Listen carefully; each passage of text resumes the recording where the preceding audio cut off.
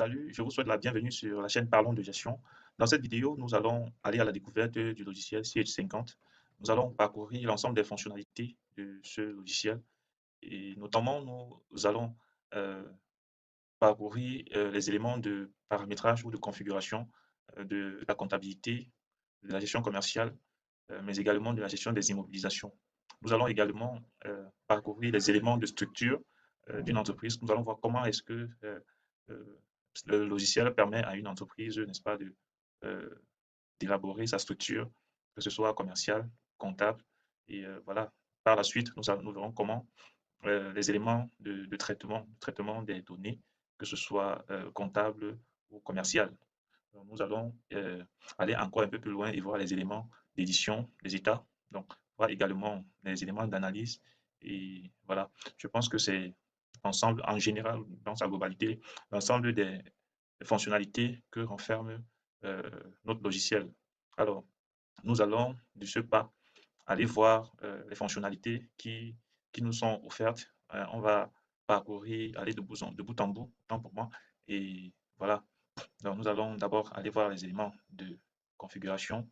Comment est-ce que cela se passe déjà? Nous avons l'interface ici qui est pour moi une interface un peu familier.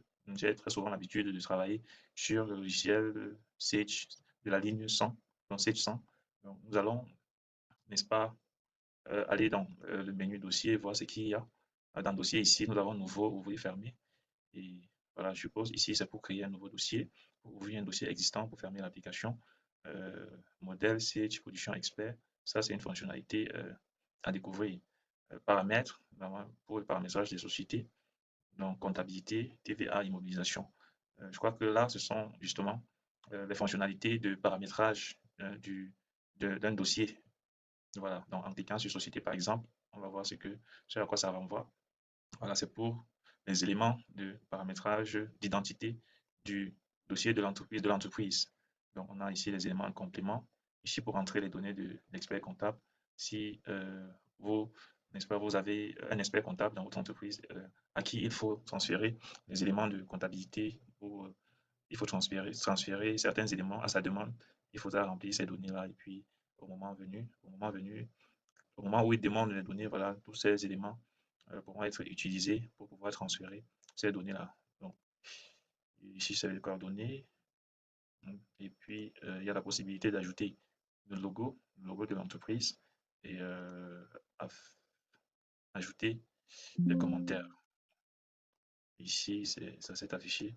Ah, donc, les commentaires, il y a même la possibilité de faire des mises en forme avec quelques polices. Ok, c'est super.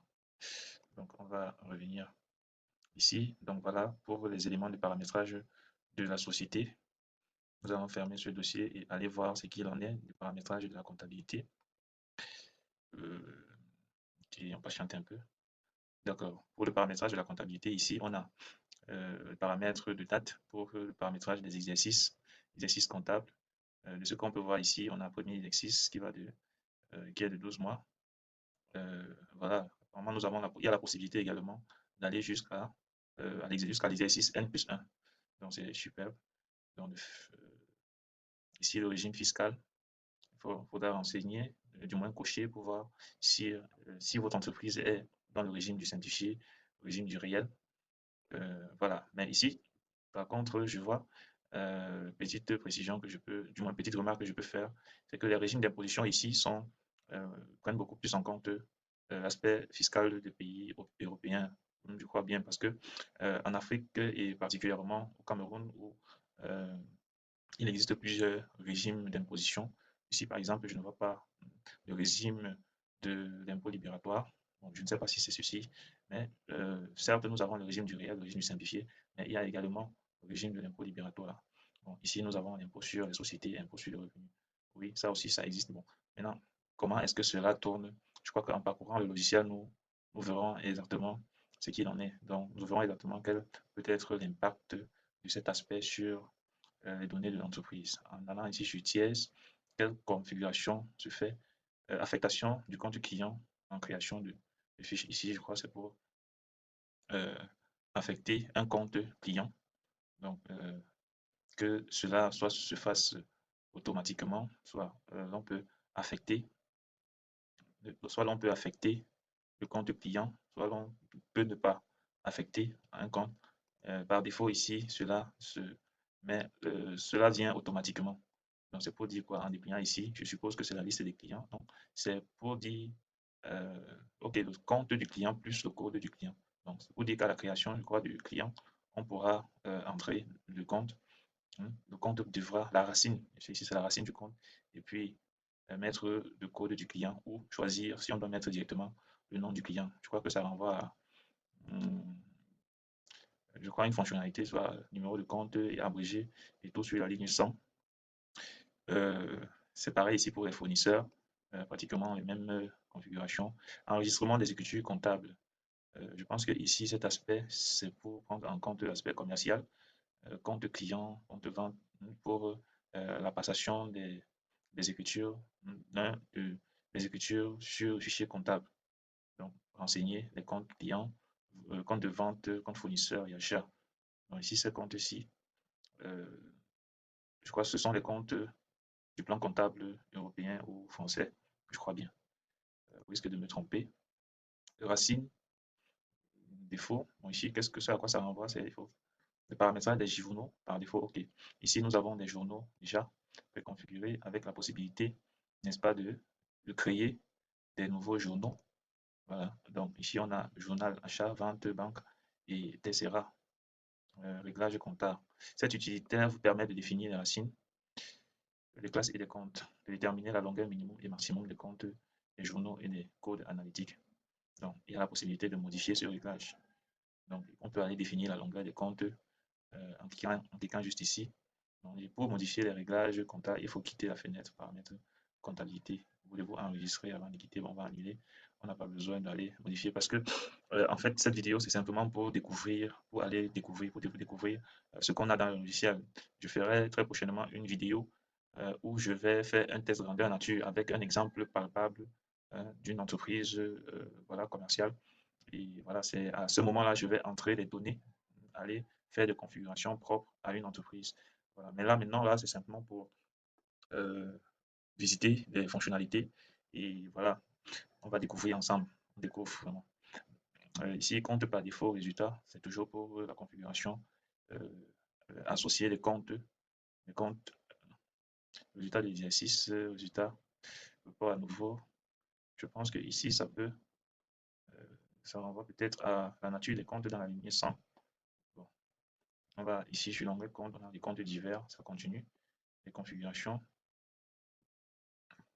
Donc, compte obtenu. OK. Donc, je crois que c'est simplement pour remplir les comptes en fonction du plan comptable que l'entreprise utilise. Échange expert. Je souhaite échanger avec mon expert comptable par import-export. Donc, ici, vous pouvez choisir ce que vous voulez. Je souhaite utiliser un autre mode d'échange. Voilà.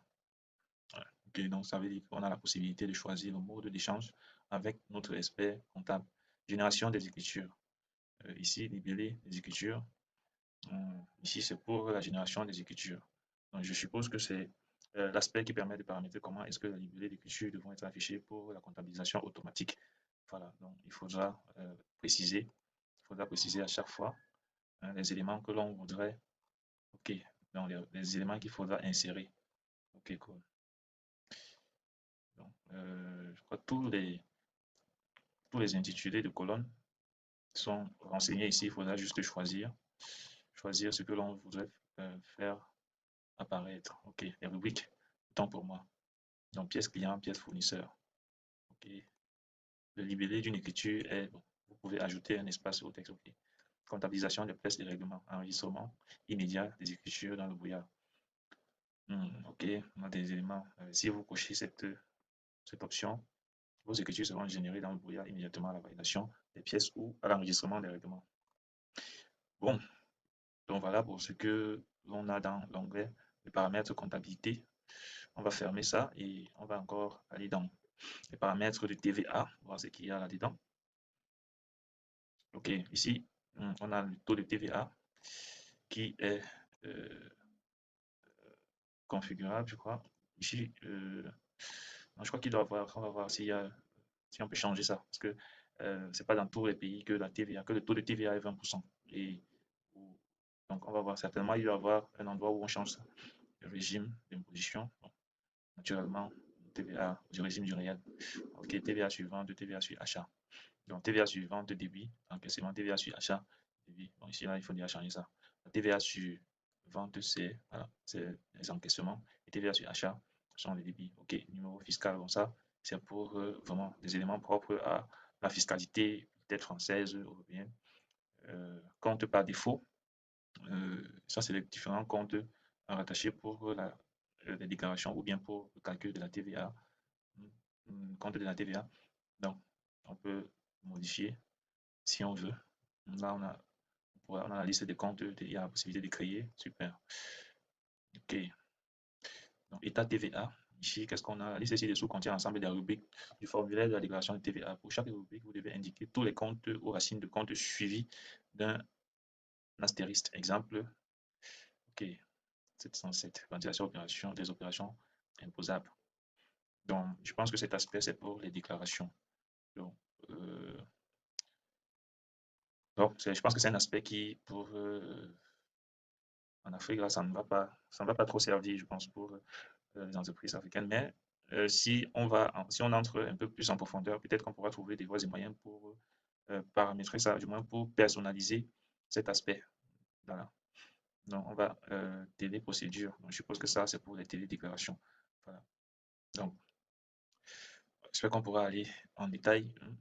Voilà, je ne peux pas prétendre connaître toutes les procédures fiscales qui s'appliquent à tous les pays, non. Mais bon, on connaît le minimum. Voilà. Ça, c'était pour les paramètres de TVA. On va fermer cet onglet. On revient encore sur les paramètres des immobilisations. Okay, qu'est-ce qu'il y a là? Paramètres des immobilisations. Qu'est-ce qu'on a? On a en général option calcul pour attiser les dotations linéaires sur, sur la durée des prorata. Utiliser la méthode étalement si nécessaire, calculer le taux linéaire en jour. Donc là, c'est par défaut. En décochant ça, on va dire utiliser par défaut.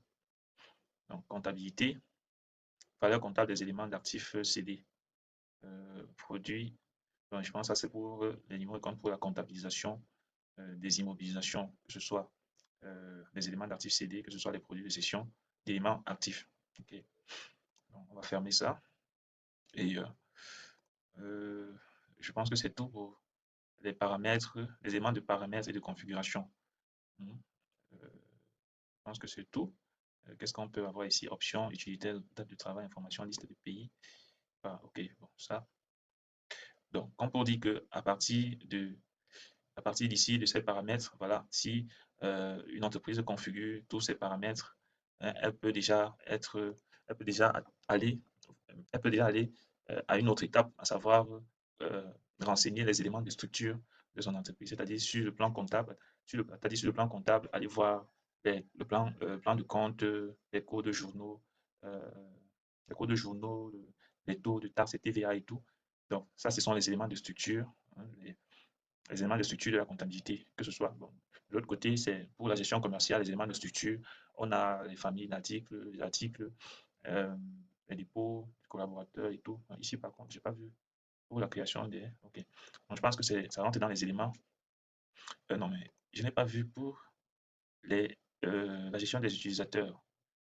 Comment est-ce que. Ok. C'est une option que je n'ai pas vue. Mais bon, on va parcourir et puis on va voir. Édition, qu'est-ce qu'on a ici? Bon, comme toujours, c'est des petits fichiers, c'est les éléments, petits raccourcis, on va voir. Maintenant, je pense qu'on va aller maintenant voir les éléments de structure. Comment est-ce que on doit entrer les éléments de structure dans le logiciel, la structure de l'entreprise. Et avant cela, il faudrait que je puisse aller voir un peu si c'est pour la comptabilité. Ça, ce sont les éléments de paramétrage de comptabilité. Je ne sais pas si pour l'aspect gestion commerciale, si c'est toujours pareil. Donc, on va dans la gestion commerciale pour voir si les éléments de paramètres sont pareils. Bon, il y a changement. Mais je vois, il y a société ici, il y a comptabilité. Je suppose que ça doit être pareil. On va quand même voir comptabilité. Ok, c'est pareil. On va voir qu'est-ce qui change, qu'est-ce qu'il y a de nouveau, facturation. Qu'est-ce qu'il faut paramétrer, par exemple. Option globale. gérer les TPF, gérer les nomenclatures, gérer les clients. Ok, là, ce sont les éléments que l'on pourra dire si l'on doit gérer cela. Donc, il faudra soit coucher, gérer les nomenclatures, gérer les relations clients, les multiples échéances, gérer les abonnements. Donc, on va cocher pour qu'au moment qu'on va faire des tests grandeur nature à partir d'un exemple, voilà, euh, que l'on puisse avoir ces éléments-là. Donc, il y a les éléments de stock, gérer les stocks, gérer les mouvements de stock, ouais. Article stockable par défaut, bon, gérer les multi-dépôts. Bon, oh, c'est super. Générer des écritures de stock final à partir du prix d'achat. Bon, ça, on va afficher d'abord. Gestion des clients, blocage automatique, déblocage automatique. Cet aspect-ci, ça renvoie à quoi? Bon, on va voir. Blocage automatique, déblocage automatique, c'est pour bloquer les clients. Oui, débloquer. Pourquoi bloquer les clients? Bon, ça, on verra.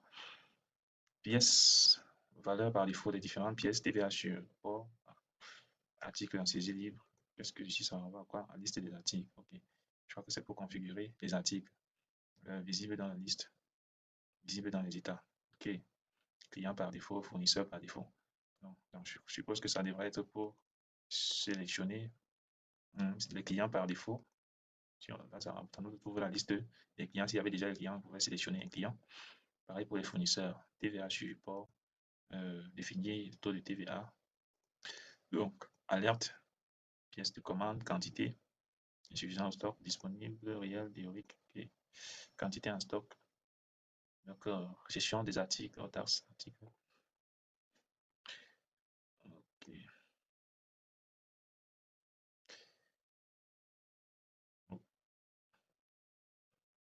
Donc, voilà, il y a énormément de possibilités qui s'offrent pour la gestion commerciale, pour la configuration. Okay, c'est super. Article comptabilisé, remise, pied comptabilisé, escompte, représentant, facture, avoir validé, facture et avoir réglé.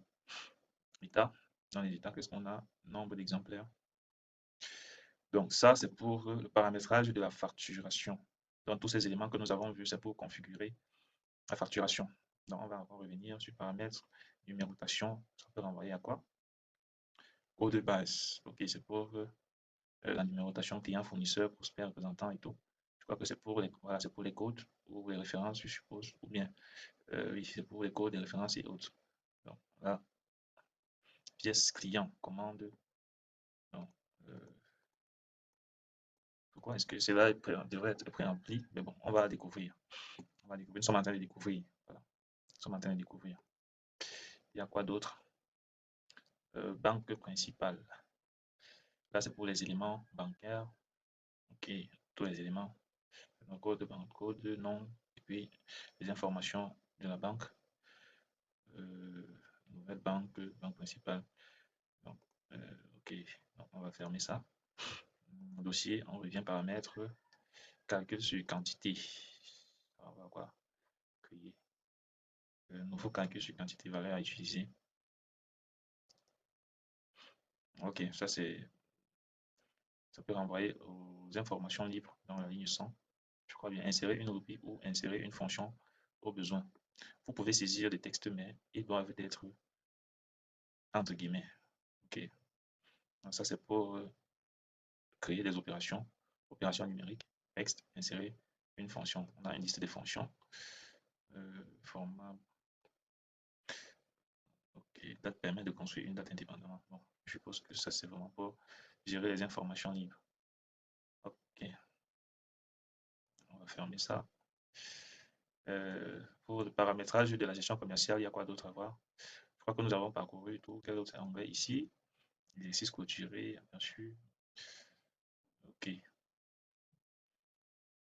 Donc, ça, c'est pour le paramétrage de la comptabilité de la gestion commerciale.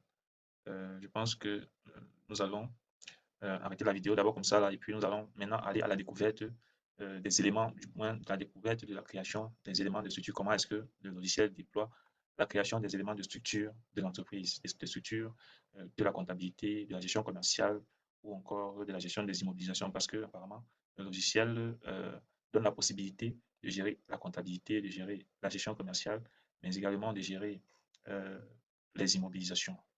Voilà. Donc, on va d'abord arrêter la vidéo comme ça et on se retrouve à la prochaine vidéo. Ciao!